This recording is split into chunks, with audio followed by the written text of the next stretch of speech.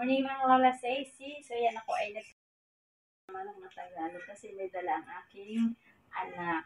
Ayan, na nakatira doon sa kabilang bayan. Marami siyang alaga doon Tagalog. So, ito yung aking kinatay. Tagalog. Mahihayin. Hi! Oh, ayan. Hindi ako tulad ng aking apong babae. Ano. So, ayan, pinakuluan ko muna. Mahit na tubig, hindi binanto ko. Ano na, makunat na Tagalog. Ipainit mo ng tubig sa kung ibinanto. Yung iklang, naglalang din sa kanya. Ito! Napasok ko. Marina eh! So, ayan. Akin muna pinakuluan ng walang sabaw. Sa kusang sabaw niya yung ano, para madaling malabog. Wala din siyang sitaw. Ayan, siya natin ilalahok. Patinulan na lang yung ating gagawin sa Tagalog na manok.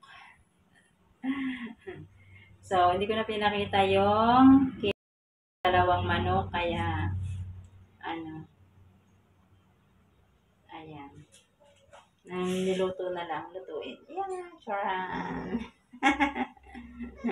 Good morning sa inyong lahat mga kalola sexy. So, tayo ay magtitinula ng manok. So, maliit lang naman yung dalawa. Yung isa, medyo makunat na. Yung isa, bata pa. Kaya, ayan. Magtitinula tayo para sa tanghalian. Dala ng aking anak. Ayan. Manok! Titila. Ayan. Maya-maya ito maluluto kasi medyo makunat na yung isang Tagalog na manok na dinala dito. So, ayaw daw, parang napabayaan na ang anak kaya medyo payat. Kasi nagtag-ulan, tapos may alaga mga bata. Kasi yung manugang ko ay teacher. So, siya ay nawala ng trabaho, di ba? Nagsarado na yung, dito yung company ng asukal. Si CDPI. Ayan. Ayan, mga kalala sexy. Wait na lang natin maluto ang manok. Shoutout po sa inyong lahat. Nagala shoutout. Pala yung niluto kong native na na manok. Native chicken. Tagalog na manok.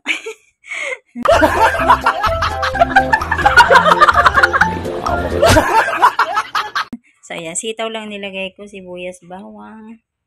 Ayan. Ito ang aming inulam sa tanghalian. So, hanggang hapunan na ito. So, ayan. Masarap siya. Konting lang. Matamis kasi bagong katay. Kaya maraming salamat po sa inyong lahat. Mga kalola sexy. Shoutout po sa inyong lahat. And God bless.